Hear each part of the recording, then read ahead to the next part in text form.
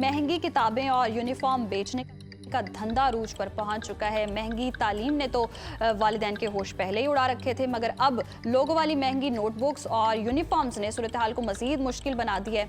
और इस हवाले से मुसाबकती कमीशन ने नोटिस लिया है और एक लामिया जारी किया है कि बताया गया है उसमें कि बच्चों को जी महंगी लोगों वाली कॉपीज़ और यूनिफॉर्म ख़रीदने पर मजबूर किया जाता है और यही चीज़ें मार्केट से 280% तक महंगी फ़रोख्त हो रही हैं और वालिदैन सस्ते मुतबादिल भी नहीं खरीद सकते हैं। अस्सलाम वालेकुम दोस्तों, ये कहानी है ओकाड़ा की एक मिडिल क्लास फैमिली की, जहां दोनों पेरेंट्स कॉर्पोरेट सेक्टर में जॉब कर रहे होते हैं। जिंदगी ठीक चल रही होती है, कंफर्टेबल होती है, लेकिन लग्जरी का कोई चांस नहीं। हर पेरेंट्स की तरह उनका भी एक ही ख्वाब है कि हमारे बच्चों का फ्यूचर हमसे बेहतर होगा। इसी ख्वाब को पूरा करने के लिए वो एक private English medium school choose करते हैं। ये बड़ी सी बिल्डिंग वाला स्कूल, वेबसाइट खोलते हैं तो स्माइलिंग किड्स नजर आते हैं, प्रोस्पेक्टस खोलते हैं तो modern education, bright future, global standards, English speaking जैसे बड़े बड़े दावे लिखे नजर आते हैं। वो फैमिली इस कलरफुल ट्रैप में फंस जाती है और अपने बच्चे का एडमिशन उस प्राइवेट स्कूल में करवा देते हैं। शुरू में उनको सब अच्छा फील होता है, लेकिन कुछ महीनों बाद पेरेंट्स को समझ आना शुरू होता है कि वो एजुकेशन के पैसे नहीं दे रहे, वो तो एक सिस्टम को फंड कर रहे हैं। फिर एजुकेशन के एक्सपेंसेस धीरे धीरे घर के एक्सपेंसेस से ज्यादा होने लगते हैं। कभी एनुअल फंड, कभी एक्टिविटी चार्जेस, यूनिफॉर्म और बुक्स, वो भी सिर्फ स्कूल की रिकमेंडेड शॉप से मिलेंगे और काफी एक्सपेंसिव मिलेंगे। यहाँ से एजुकेशन के नाम पर एक स्कैम शुरू होता है और लाखों फैमिलीज इस स्कैम का विक्टिम बन चुकी हैं। आइए आज की इस वीडियो में इस स्कैम को गहराई से समझने की कोशिश करते हैं। एक डिसेंट सैलरी कमाने वाले पेरेंट भी अपने बच्चों का एडमिशन कराने से पहले हजारों बार सोचते हैं कि वो ये अफोर्ड भी कर सकते हैं या नहीं। अगर मुझे पता होता मैं दूसरा बच्चा पैदा ही नहीं करती ना। लेकिन अपने बच्चों के एजुकेशन के लिए हर माँ बाप अपनी हैसियत से बढ़ के करते हैं और इसी का फायदा उठा रहे हैं ये प्राइवेट। सबसे पहले इन प्राइवेट स्कूल्स का फीस स्ट्रक्चर समझने के लिए इनको 3 कैटेगरीज में डिवाइड करते हैं। स्मॉलर प्राइवेट स्कूल्स जो आपको गली मोहल्लों में बड़ी आसानी से मिल जाते हैं, इनकी एडमिशन फीस 2500 रुपए और मंथली फीस भी 2500 से 3000 रुपए तक रेंज करती है। Secondly mid tier private schools, इनकी एडमिशन फीस 15,000 रुपए तक रेंज करती है और मंथली फीस 2500 से 4500 रुपए तक रेंज करती है। थर्ड पे है इलीट प्राइवेट स्कूल्स या कह सकते हैं दी एलीट प्राइवेट स्कूल्स, इनकी एडमिशन फीस 20,000 से 25,000 रुपए जबकि मंथली फीस 10,000 से 14,000 रुपए तक रेंज करती है। इसके अलावा एनुअल फंड्स के नाम पर 5,000 से 20,000 रुपए तक डिमांड किए जाते हैं। बुक्स, स्टेशनरी और यूनिफॉर्म्स के चार्जेस अलग से जो सिर्फ उन स्कूल्स की रिकमेंडेड शॉप्स पर अवेलेबल होते हैं, जबकि लीगली इस प्रैक्टिस को बैन किया हुआ है। लेकिन ये बुनियादी जिम्मेदारी जो है वो उस रेगुलेटर की है, डीआरए की है, जो बार बार इनको कहता रहता है कि आप इस पे अमल दरामद करें। जो एक्ट है, जैसे जो सेक्शन 7 है उसका सब सेक्शन 10 है, वो रोकता है इनको कि आप ये यूनिफॉर्म नहीं बेचें, आप ये खसूसी जो लोगो वाली किताबें कापियां हैं या किताबें जो मखसूस हैं, जो सिर्फ जो है ना उसी स्कूल से या उस स्कूल की रिकमेंडेड शॉप से। ऐसा नहीं है कि स्कूल खुद भी बेचता है, स्कूल ने मखसूस शॉप्स रखी हुई हैं, रिकमेंडेड शॉप्स रखी हुई हैं, वो वहाँ पे कहते हैं जी कि वहाँ से ही खरीदें।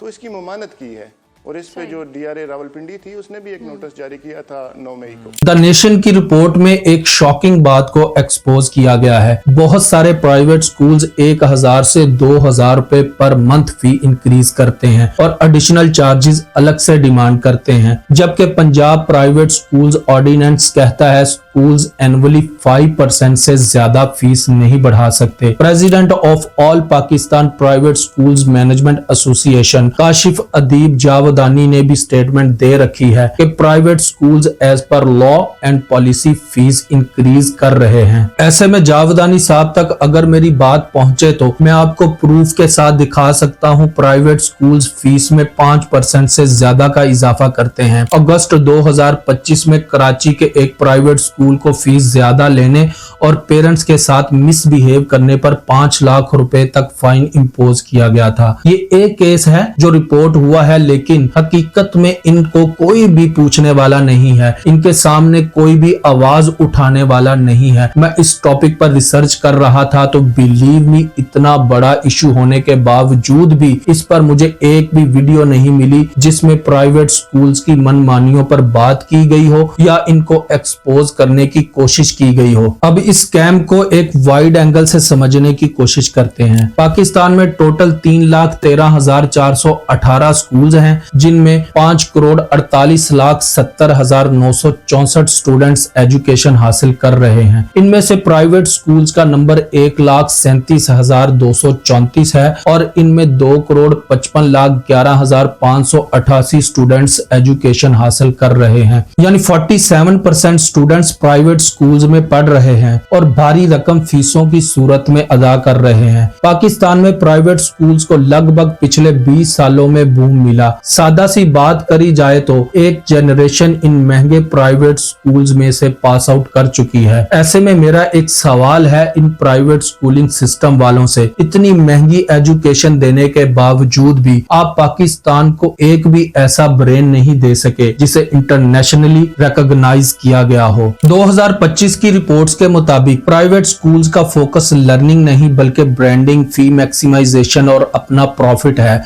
यानी पैसा पैसा पैसा। और इस पैसे के लिए इंग्लिश लैंग्वेज को स्टेटस सिंबल बनाकर सेल किया जा रहा है। आप किसी भी प्राइवेट स्कूल्स में चले जाएं, सादा और देसी से दिखने वाले पेरेंट्स को रिसेप्शन वाली मैडम फर इंग्लिश बोलकर एक फूल पैराडाइज में ले जाती हैं और पेरेंट्स भी सोचने लगते हैं कि हमारा बच्चा भी इसी तरह से इंग्लिश बोलने लगेगा और सोसाइटी में उनका सर फख्र से बुलंद करेगा। लेकिन वो ये नहीं जानते कि वलायती कपड़ों में छुपे हुए ये देसी लोग एक दिन आप पर इतना फाइनेंशियल बोझ डाल देंगे। आप अगर बच्चों की एजुकेशन चलाओगे तो बच्चों की हेल्थ कॉम्प्रोमाइज करना पड़ेगी। एजुकेशन और हेल्थ को पूरा करोगे तो घर के एक्सपेंसेस कॉम्प्रोमाइज करना पड़ सकते हैं, क्योंकि ये लोग एजुकेशन के नाम पर बिजनेस रन कर रहे हैं। एक ऐसा बिजनेस जिसके लिए रेगुलेशंस तो हैं पर इम्प्लीमेंटेशंस नहीं, जिस वजह से ये प्राइवेट स्कूल्स ऑनर अपने खुद के बनाए हुए रूल्स एंड रेगुलेशंस पर सिस्टम चला रहे हैं। लोग प्राइवेट स्कूल्स की भारी फीसें इसलिए भरते हैं कि पब्लिक स्कूल्स में इंफ्रास्ट्रक्चर वीक होता है, क्लासरूम्स ओवर क्राउडेड होते हैं, बच्चों पर गहरी तवज्जो नहीं दी जाती और बच्चों का लर्निंग प्रोसेस रुक जाता है। लेकिन मैक्सिमम प्राइवेट स्कूल्स में भी क्रिटिकल थिंकिंग नहीं, प्रैक्टिकल स्किल्स नहीं, बच्चों में स्पीकिंग कॉन्फिडेंस तक डेवलप नहीं किया जाता। बस एक डायरी पर लिखकर घर भेज दिया जाता है कि बच्चे को ये काम करवा कर भेजें। यानी फाइनेंशियल प्रेशर में से गुजरते पेरेंट्स को और ज्यादा प्रेशराइज किया जाता है कि वो सब काम छोड़कर बच्चों के होमवर्क कंप्लीट करवाएं। ऐसा है तो पेरेंट्स अपना काम किस वक्त करेंगे? अगर काम नहीं करेंगे तो वो आपकी फीसें कैसे भरेंगे? ऐसी सिचुएशन के चलते पेरेंट्स एंजाइटी में रहने लगते हैं, बच्चे प्रेशर और बर्डन फील करने लगते हैं और आहिस्ता आहिस्ता फैमिली वैल्यूज का ब्रेकडाउन होने लगता है। आइए जरा देखते हैं इन सब मसाइल का सलूशन क्या है। सबसे पहले स्टेट को ये एहसास दिलाना होगा कि बच्चों की एजुकेशन की जिम्मेदारी स्टेट की होती है। एजुकेशन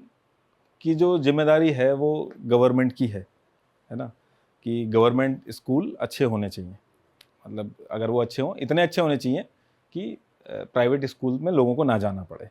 तो वो एक क्लास का जो गेम बन गया है कि कैसे प्राइवेट स्कूल में जाने वाला ज़्यादा क्लासी, अगर एक सोसाइटी में एक गवर्नमेंट स्कूल में जा रहा है और एक प्राइवेट स्कूल में जा रहा है, आपको पता ही है कैसे ट्रीट किया जाता है, वो बताने की जरूरत है। सेकेंडली, डेवलप्ड कंट्रीज की तरह पाकिस्तान को भी एजुकेशन का बजट बढ़ाना होगा। डान की एक रिपोर्ट के मुताबिक साल 2024 एंड 25 में फेडरल गवर्नमेंट ने जीडीपी का सिर्फ 0.8% एजुकेशन को एलोकेट किया था। तीसरा, पब्लिक स्कूल के इंफ्रास्ट्रक्चर और फैसिलिटीज को बेहतर किया जाए। चौथा, प्राइवेट स्कूल के फीस स्ट्रक्चर को पब्लिक किया जाए और हर प्राइवेट स्कूल से एनुअली फाइनेंशियल रिपोर्ट्स ली जाएं ताकि चेक एंड बैलेंस रखा जा सके। और पांचवा, इंडिपेंडेंट एग्जाम्स कंडक्ट किए जाएं जिसमें लर्निंग बेस्ड एवेल्युएशन की जाए ताकि अंदाजा हो सके कि प्राइवेट स्कूल्स बच्चों की लर्निंग के लिए क्या रोल प्ले कर रहे हैं। दोस्तों, इस वीडियो का मकसद प्राइवेट स्कूल्स के खिलाफ आवाज उठाना नहीं, बल्कि इसका मकसद सिस्टम के सामने घंटी घंटी बजाना है, ताकि जो बच्चे स्कूल्स नहीं जा पा रहे